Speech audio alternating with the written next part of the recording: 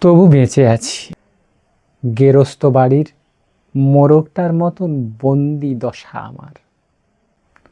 তোলা খাবারে উদর পূর্তির চেষ্টা কেবল।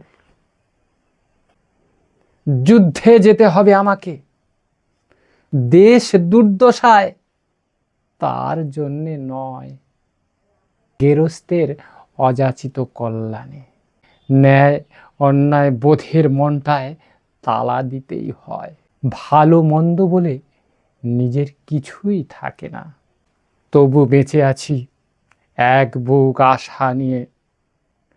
গেরস্ত একদিন হারাবে তার সিংহাসন, কুটোয় পরিণত হবে অস্তিত্ব। এ বন্দি পাখির খাঁচাও ক্ষয়ে যাবে। স্বাধীনতার রং শরীরে মেখে সেদিন পৌঁছে যাব সবুজের ঠিকানায়।